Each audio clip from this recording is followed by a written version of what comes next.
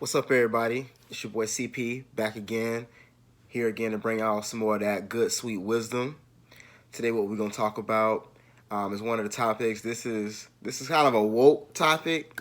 It's one of my favorite topics, and just in life, period. And so we definitely gonna touch on this in more than just one video. But the circumstances surrounding today kind of really inspired it. But the topic of the day is going to be bread and circuses. Um, I've seen a video before. It says it's the most fun way to waste your life, and I do think that's like a perfect way to put it. For those who are not familiar with the term, we're gonna get into that now, and I'm gonna see if you kind of catch on before. But anyway, um, so bread and circuses, basically back in the days of Rome, they had issues where like clearly the rich people were being treated better than the poor people. And so, of course, the poor people, because more poor people than rich people, they were afraid that the poor people will eventually like revolt or like, do some crazy shit, anarchy. So the rich people want to keep control by any means necessary, but they also want to keep financial control and, financial power as well. So how were they able to achieve this? So one thing they did, we're all familiar with the Colosseum. I'm sure, there's still a lot of people go visit the ruins that still exist today. And so, as you know, the Colosseum had a lot of games, chariot races, gladiator fights. Like they did a lot of things in that arena. And, the people would come, enjoy it. And that was just like, that was a spot. That was like, I guess after work, that's where people would go kick it, having a few drinks, like really just vibe, then they go home to their families, and then they do it all again. And so eventually, tensions would rise every now and then. People like, hey, we need more, hey, this and that, like, oh, this and that, we struggling, da-da-da-da-da-da. And so the rich people, of course, did not want this. They didn't want anarchy. They want to keep their power. They didn't want their, probably their employees revolting against them. The politicians didn't want the regular citizens revolting against them. So they want to keep all their power. And so one thing that they did, one thing that the people always complaining about was, like food, and saying that they weren't able to eat, or, they didn't have enough money to eat and stuff like that. And so as long as the people were hungry and like, of wanting basic necessities, they had a issue. They had the potential to lose their power, and the people had a chance to revolt. And the people, because the poor were a lot more vast. Let's say the poor are like 80%, the rich people were 20%. It probably was a smaller percentage than that, but let's say that just that, the 80% at any time, they just like, hey, fuck this shit. We just gonna revolt, and like, we don't know what we're gonna do, but we're gonna just knock this shit over. That's not what they wanted. And the rich people, they money can't save them. They money, they ain't like they had like a bunch of artillery and guns back then, or like bombs and stuff like that, like, military and stuff to do now. So back then, if they were just like, hey, fuck it, we gonna revolt, the government would have had a real like issue with that.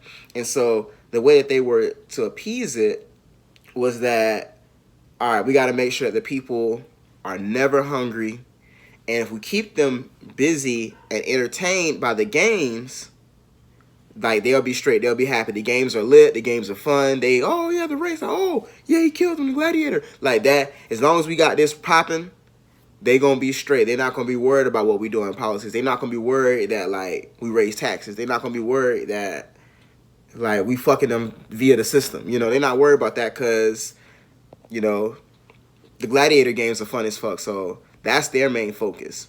And so at the gladiator games, they would start to give them free bread and maybe wine or something like that as well. But they would give it out, and they lower the prices on food and stuff like that, so that the poor people would revolt, and they were just, accept what it is. And so it was a quote, a guy, I think it's Marcus Tullius, is a guy that was living back then in Rome. And I actually wrote down a quote because it was actually like really good. And so it says, the evil was not in the bread and circuses per se, but in the willingness of the people to sell their rights as free men for full bellies and the excitement of the games, which would serve to distract them from other human hungers, which bread and circuses could never appease. That's kind of deep right there. Like, whoa.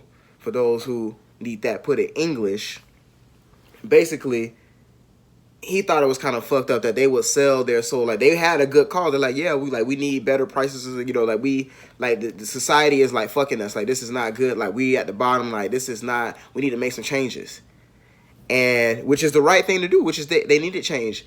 But what stopped them from doing the change and that calmed all that shit down was lower prices on food, free food, and the gladiator games, and, like, you know, stuff at the Coliseum. And so that's all it took for us to, like, stop y'all from really trying to fight for, you know, better rights and stuff like that, to be treated better citizens. That's all it took was some bread, some lower prices on food, and some fire ass games. That's it. So they was like, all right, well, shit, like, we got y'all, take it. And so instead of, you know, worrying about politics and stuff like that, we worry about who fighting the gladiators today. And so I want to take the time, give y'all the time to think about, is there anything, you know, like this in our time today? Do we get caught up in the bread and circuses? Do we get caught up in the gladiators? I'm gonna let y'all think about that for, like, a good few seconds. All right, fuck it. If you ain't got it now, you ain't got it. I'm about to ruin it. So anyway, pause the video if you don't want it to be ruined. You want to think a little longer. But anyway, we have fucking like 800 times of what they had. So I live here in Orlando, Florida. I was born and raised in Jacksonville, Florida. In Jacksonville, Florida, it used to be Alltel Stadium. Now it's like TIA Bank Stadium, I think. Whatever. But stadium where the Jaguars play. They're not gladiators, but it's the games. The NFL is exciting as fuck. I remember when the whole Black Lives Matter thing and all that popped off, and, you know, the whole Kaepernick thing, and, you know, it was a wave, you know, like a movement going like, oh, we're not going to watch the NFL no more. How many people you know really stopped watching the NFL? Be honest. Did you stop watching the NFL? Did you stop watching for even like 4 weeks, a month? I know I did. I personally did, because the games is lit. I love the game. Like, I knew. And also I know that, like, I mean, the game's gonna go on anyway, and us not watching, like, I know that the masses are not gonna do this. So it's just like, it is what it is.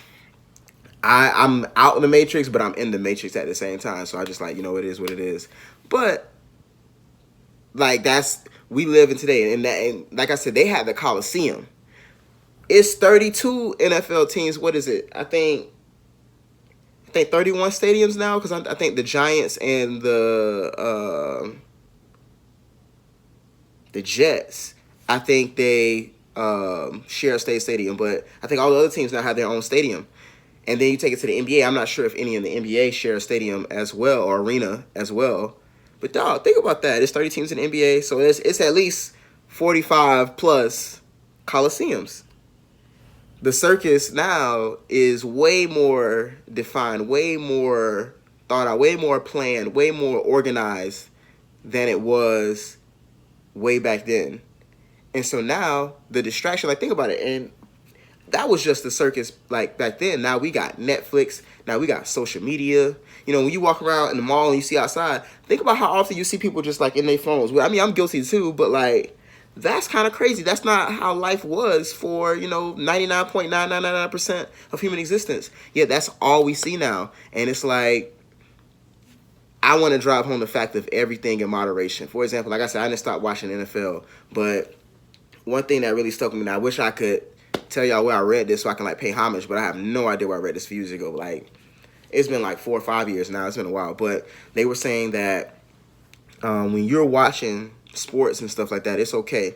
It's like, for me, I used to watch, like, for example, NFL. I used to watch the 1 o'clock game, the 4 o'clock game, the 8:30 Sunday night game, and then I'm watching the 8:30 Monday night game. And, like, this is just life. And so one time when I read, it said that, you know, it's okay to watch sports. It's okay to, you know, be in a circus a little bit, but everything in moderation. Because you sitting your ass on the couch watching these motherfuckers make millions. Dog, these guys is getting paid, but these guys take time to work on their craft.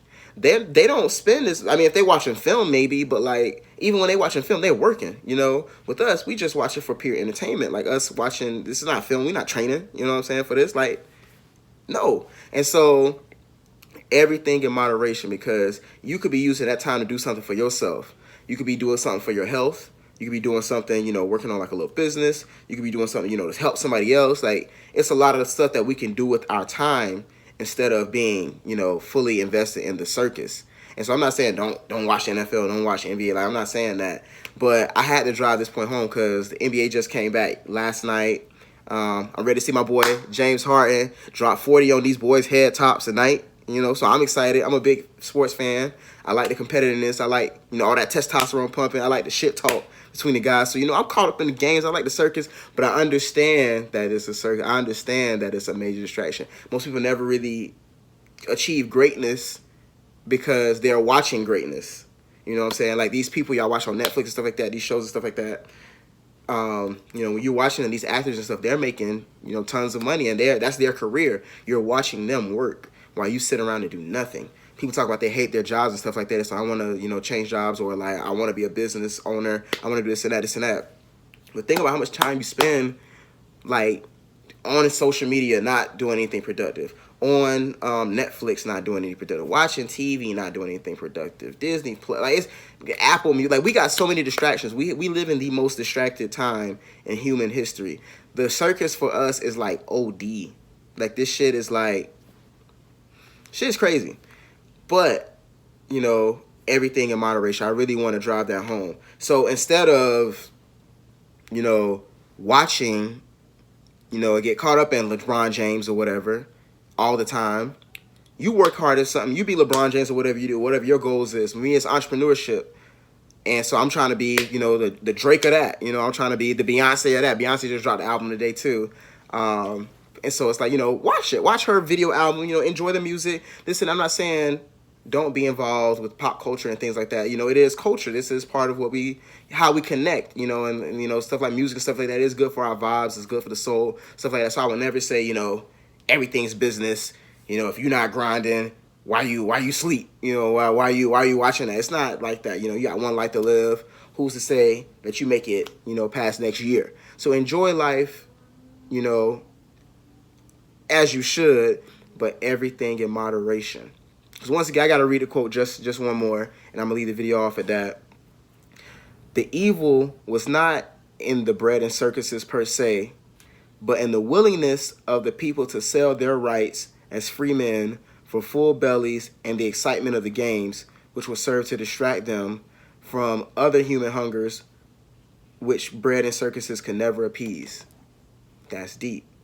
Actually, I said I was going to wrap it up, but one more thing. I love that the NBA players, when the whole NBA restart came back, they at least thought about not playing because they knew that it would be a big distraction from the whole protest, the Black Lives Matter, and things like that. And I'm glad that they were at least aware of that, you know, they are the circus. That was really interesting for me to see. And so even though they are playing now, like I said, LeBron played last night, Harden about to drop 40 on Luka Doncic's head tonight. You know what I'm saying? Westbrook going to give him a 30-piece too.